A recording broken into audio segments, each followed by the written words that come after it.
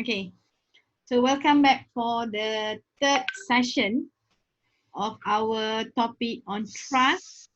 So we have about half an hour to go, or maybe more because I give you a 50 minutes break, but we'll see how we are going. If we can finish on time, we'll just stop there. Okay,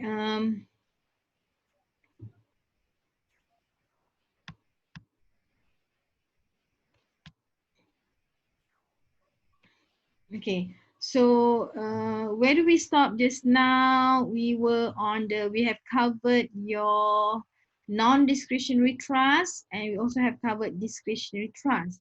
It's just that a bit more. If I were to look at the textbook on 9.2, which is on page 159. Oh, mana nak I buat ni? Semalam I pun tak check dia buat 10.11. 10.11. I have to go back a bit. Where is the bit?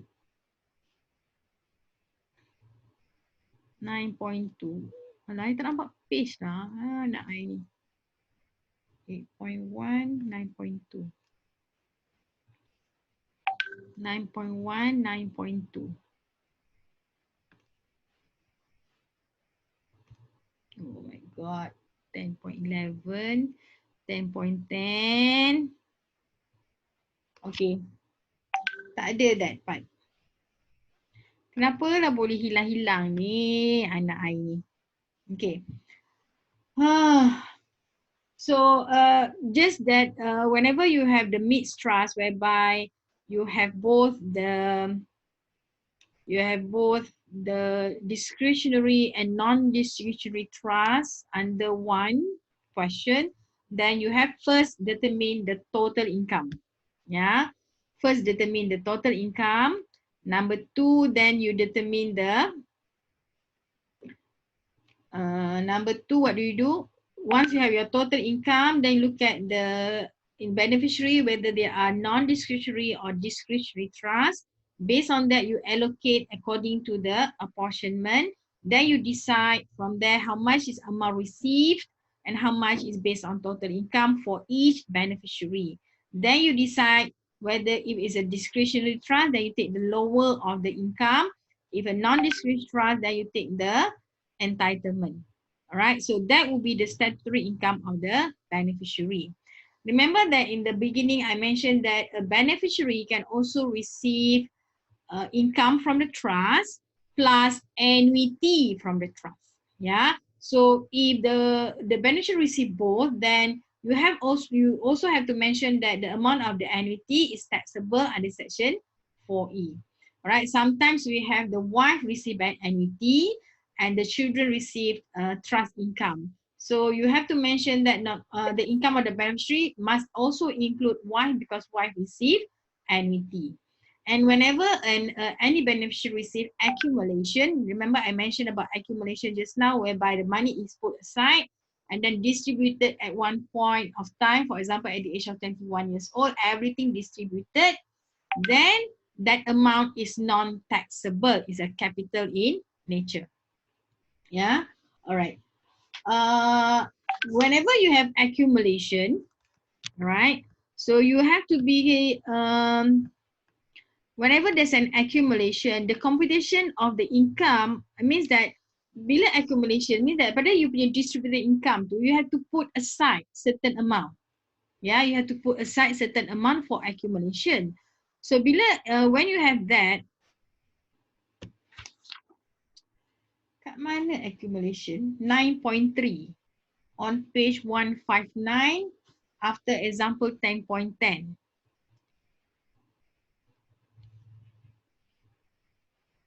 After example. So anak I ni kan, dia bahagian statement 9.3 tu dia tak ambil. Dia ambil example je. Nak kena anak I depan ni. I pun tak check. Confident dia buat betul. Okay, tak apa. Whenever you have accumulation, tengok anak, I tak boleh nak tunjuk kat you lah. Saya kena bagi kat you a new. Hai, tak tahulah macam mana nak buat. Sabar je lah ya. Sabar. total income of the trust, you akan buat macam ni. Bila ada accumulation, stop. Okay, whenever you have accumulation, what you have to do is that total income of the trust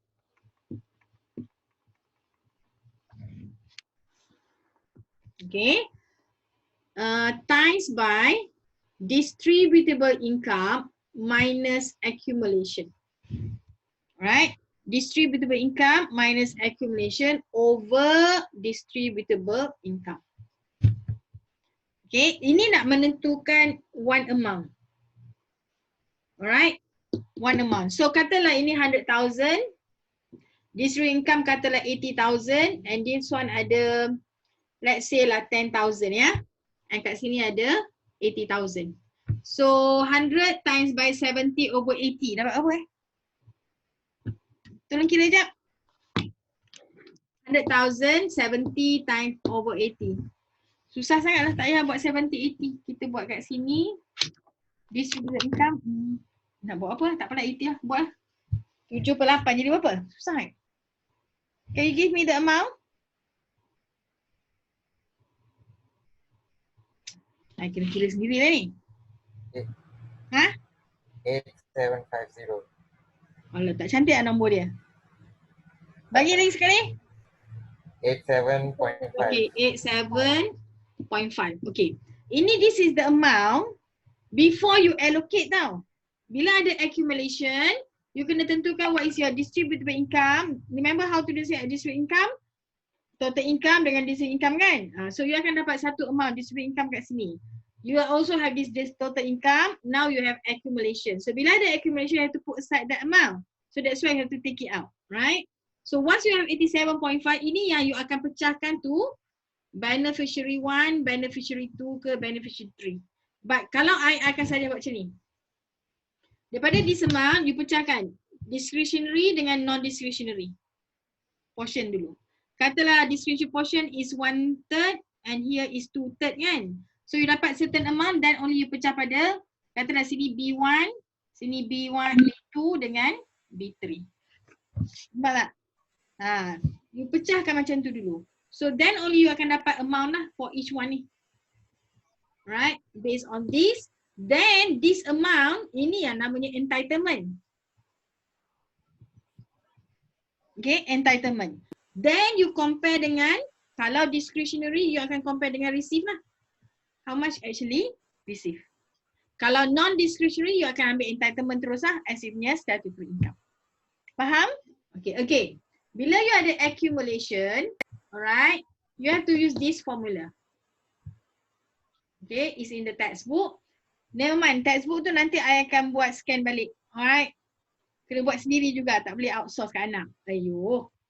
Total income, whatever total income that you receive from the computation, distributed income tolak accumulation over distributed income. So assuming that from here you get 87.5, then you divide how much is the discretionary portion, how much is the non-discretionary portion. Then from there only you pecah. Okay, siapa yang dapat under non-discretionary, right? Or any other depending on the information provided in the question lah. Right, so maybe dia tak ada bagi macam ni ke, whatever lah, you decide lah. Yeah. Okay. Or maybe dia tak ada kat sini terus. Alright, dia terus bagi B1, B2, B3 and then dia decide, okay ni discretionary, non-discretionary ke, whatever lah. Alright, as long as you get to the amount. Right. Then once you dapat kat sini, all this is your entitlement and then compare that how much is your actually receive because that will determine how much is your statutory income. Siapa punya statutory income? Beneficiary. Yeah, beneficiary. Okay. Alright, so that is on the accumulation. Let's see what we have. Next is the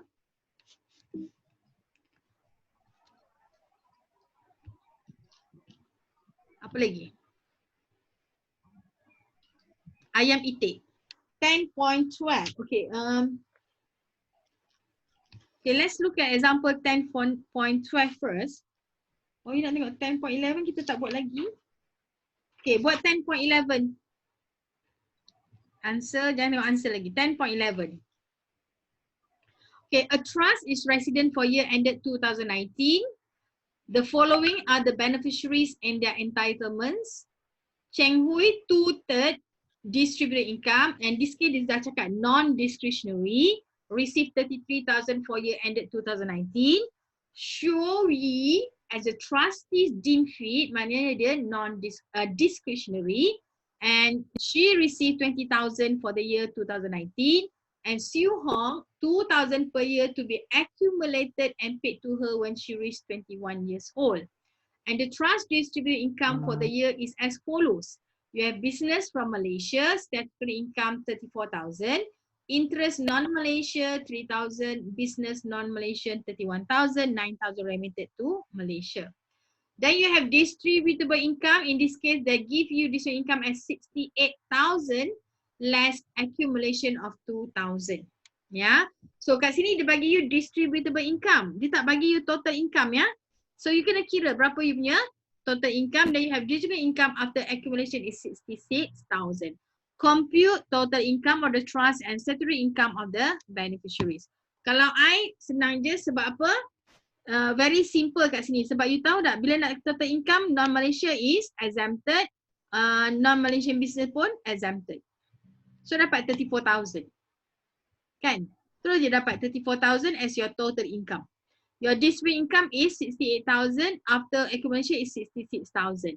So kalau nak kira yang tadi how much is the amount, then you dapat 34,000 times by 66,000. Kat sini ni actually daripada tadilah. This is your total income and this is your distributed income minus accumulation. How much the accumulation? 2,000. So dia dah ambil 66,000 kat sini ni. Alright, ini is your distributable income. So you see that here you have instead of your total income of 34,000, your total income now is deemed to be 33,000. Then 33,000 tu you akan pecah lah. In this case you ada dua je. Discretionary portion show we which is 1/3, non-discretionary show we is 2/3. So discretionary dapat 11,000. So kalau I akan buat macam ni balik lah, senang nak nampak.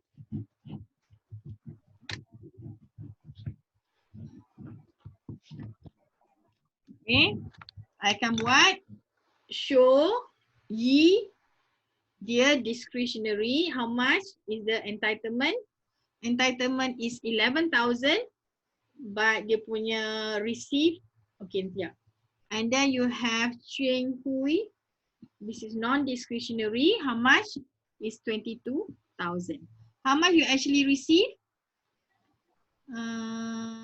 Ada sebut, ni. Cheng Hui 2/3 actually receive 33. Cheng Hui you receive 33 and the other one is, tadi nampak senang je nampak clear. Kedudukannya pun satu kan. Okay. Xioi 20,000. Okay. So bila you buat macam ni, dah you nampak. Macam mana nak decide on the SI? Discretionary, you akan ambil apa? How much is the discretionary income? 20. 20 ke 11? 11. Why? That's it. Why 11,000 or 20,000? Lower off. The lower off, that's why 11,000. Lower. CH ni non-discretionary. So what would be the statutory income? 33. The total income. Lagi sekali.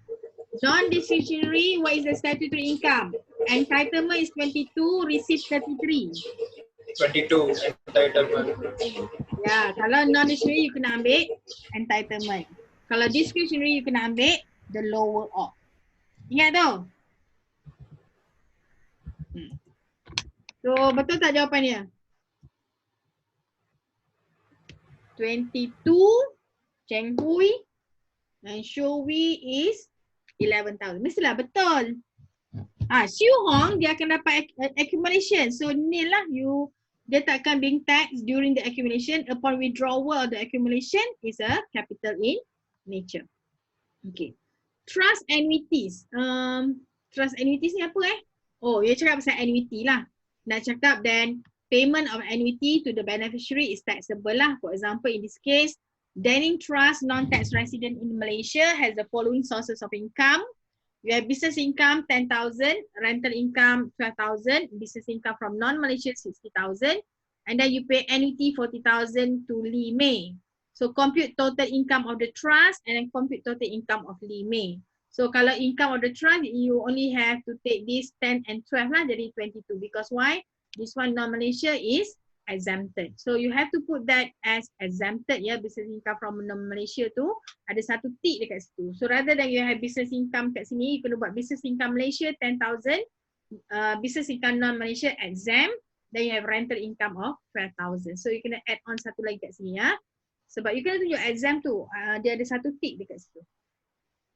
And then remember annuity you boleh tolak from your aggregate income, tolak annuity. Annuity ni ada dua, satu annuity paid, satu annuity payable. For computation, the deduction given is annuity payable. But in this case, how much is the amount payable? Annuity of 40,000 was payable. Nampak? 40,000 payable. Masalah dia sekarang memanglah law kata annuity payable. But the amount that you have under payable here is only aggregate income is only 20,000, 22,000. So katalah you nak bayar annuity payable of 40,000, tak boleh tolak. You cannot have 22,000 minus 40,000. No, you cannot do that in your tax form. So the amount annuity payable is only up to 22,000 only. Right? Even though payable mentioned as 40,000, but because aggregate income is not enough, then you can only deduct as it is. So maximum 22,000, you have total income of the trust as 0. Alright. So bila you macam ni, annuity that deducted is only 2, that's only 22 is accessible on limit. So limit, alright, payable is 40,000, but assessed on 22,000, so be taxed on 22,000 only. Is that clear? Right? Because why? We only tax you on the amount which is accessible to tax, which is given as a deduction.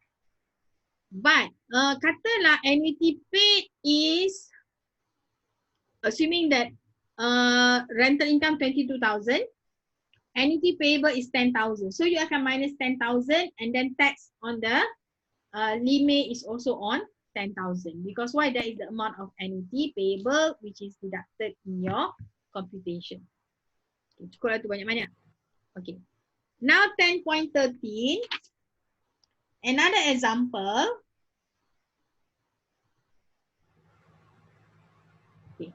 A trust body resident in Malaysia, total income 40,000, ada dua beneficiaries, Itik and Ayam. Senang kan? Itik, resident entitled to 3/4 share of the distributable income, and Ayam, a non-resident, 1/4. Yeah. For the basis year, distributed income is 20,000, both the beneficiaries are single and do not have any other income. Trust body for YA 2019, and then complete tax liability of Ayam and Itik. So in this case, trust body senang je lah sebab income-nya ada satu je. Total income 40,000 dah bagi dah. Tapi tax liability dia berapa? Mungkin student lupa. So that's why dia tanya, okay, tax is at 24%. Ting. So dapatlah income tax liability. So part number 1 dah jawab dah. Senang je kan? Alright, 40,000 times by 24%, you dapatlah tax liability on 96,000 at the total, at the trust level. For the beneficiary, sebab kat sini tak cakap how much actually being, but you have a distributed income of 20,000. Alright, 20,000,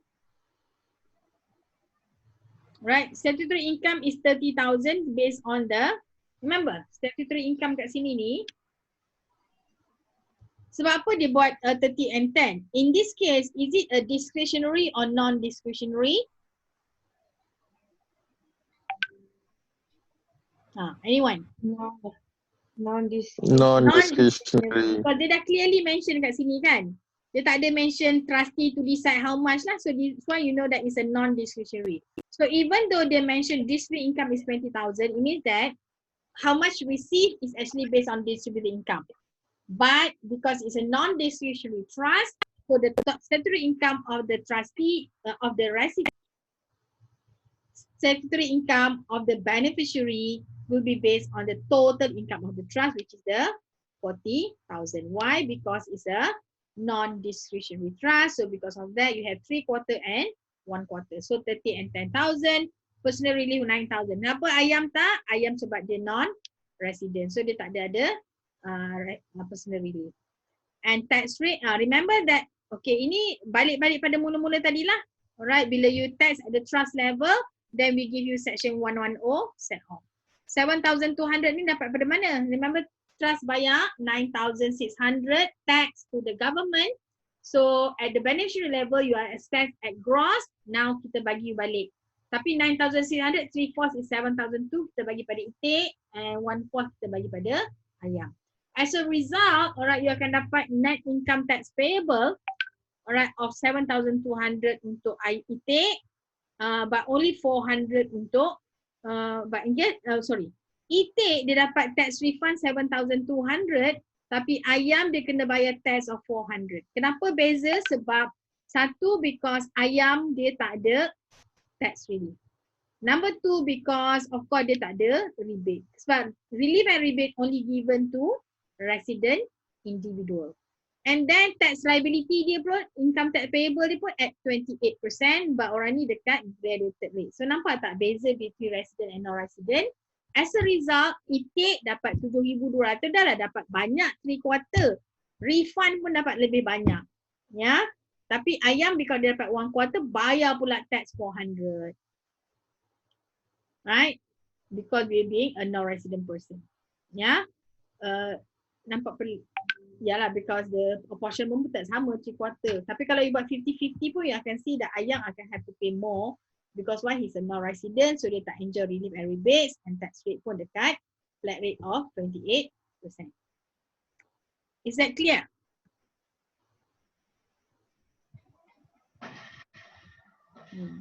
Okay. 10.14. I said this will be our last example. Okay. Before we go off. Okay. So let's look into 10.14. Nelson Tan carries on the trading business of Daikin Aircon products. 4th April 2019, suffered heart attack, passed away, leaving the wife, Liang, and 3 children. Sebelum ni, I ingat dia leave behind wife, Liang, dengan 3 children. Rupanya Liang tu dia punya wife. Okay, so that's why I letak bulat kat situ. Wife tu Liang. It's the same person. And 3 children. Under the will, a trust is to be set up to continue the business and managed by Liang. She would be paid the following annually: annuity 60,000, trustee remuneration of 84,000. The will specifically provides the distribution to the various beneficiary under the trust as follow. So Liang akan dapat 1/4, first child 1/2, second child as a trustee deemed fit. So maknanya kat sini dia second child tu is a discretionary trust. Third child 60,000 to be accumulated every year. Banyak until he reach 21 years old. Currently 11 years old. Berapa tahun tu? 10 tahun dah kata 600,000 duit dalam bank. Okay. Aku nak jadi jugalah anak dia. Alamak, dah nak habis masa. Ada 10 minutes. Let's do it in 10 minutes time. Nelson Daikin Trust was set up on 1st June 2019 and the information related to business for YA is the net profit after deducting trustee remuneration of 49,000. So net profit 616,450, capital allowance 85,450. For the YA 2019, the second child received 80,000 from the trust. Liang has applied to RIB to allow this child to beneficiary as a deduction in the trust computation.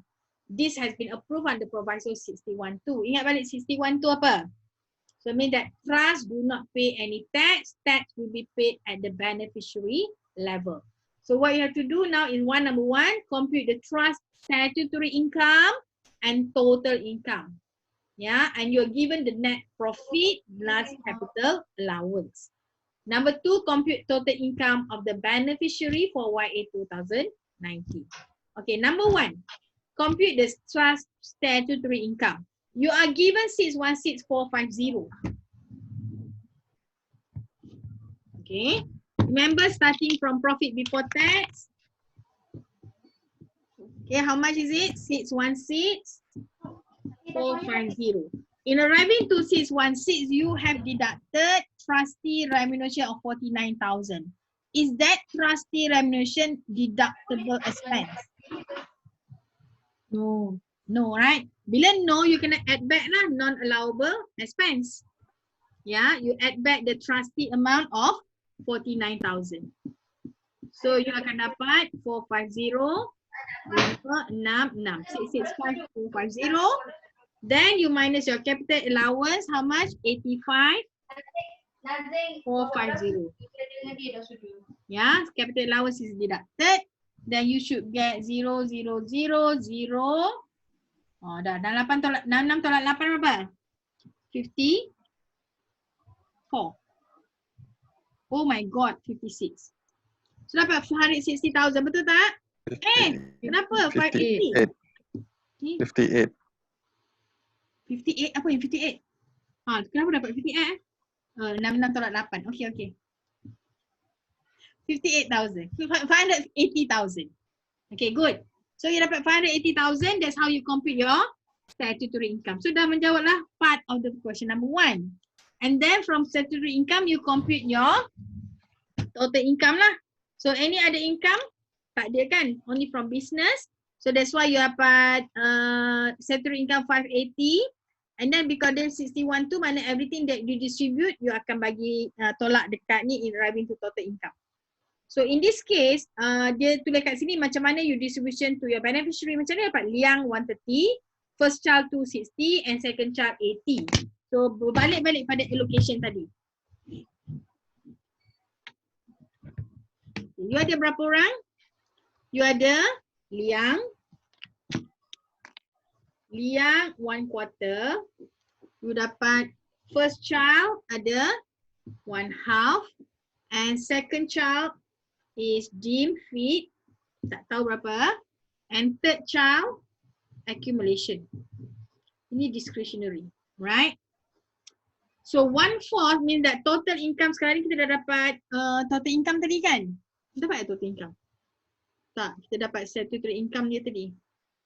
Statutory income daripada 580,000, isn't it? 580,000 mana dapat?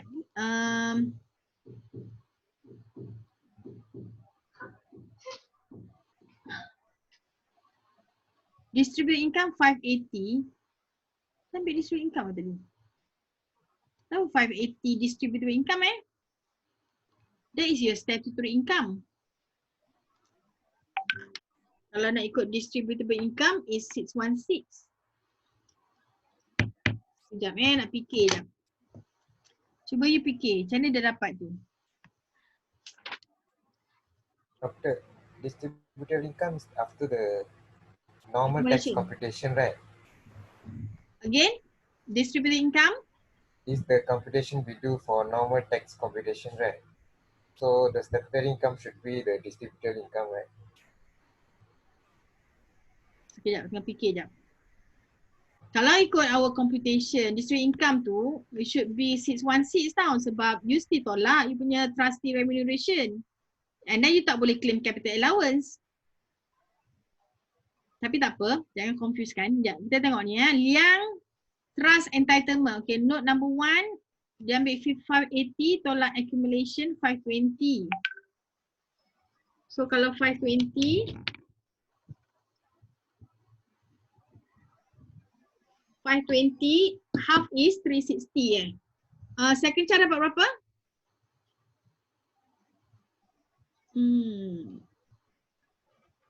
I tak tahu kenapa dikira macam ni. I tak confident kenapa dia nak kira macam ni. Total income of the trust tu dia tolak distribution. Liang 130. Mana dapat 130 ni? 520 times by quarter. Is it? 520 times 0.25 lah. Salah. 520 divide by 4. Betul lah tu. 520 darab dengan 1/4 jadi 130. 520 darab dengan half jadi berapa? 260 betul tak? Betul, 260. Alright. This one, yang first child, second child dapat berapa? Second child kena kira, dia dapat 80,000 kan? For the second child receive 80,000 ni kat sini ni. Ya, 80,000. So from here, 580 tolak 470,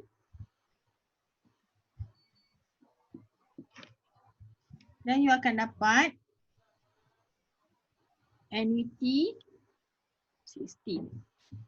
Nak kena faham kenapa dia buat macam ni. Sebab dia nak dapatkan pada total income of the trust. So bila 61.2 dia kata you allow distribution to eventual induction in arriving to total income. So all this is given as a deduction in arriving to your total income. Right? So total income kat sini. Tadi statutory income 580 minus 470. Mana dia tadi? Okay. 580 minus 470 minus annuity 60. Alright, so you should get 50. So this 50 is your total income. Baru total income of the trust tau. Then you kena buat total income of the trust which is 50. Nak kira beneficiary is how much is the income of the beneficiary? Tak ada kat sini. Okay.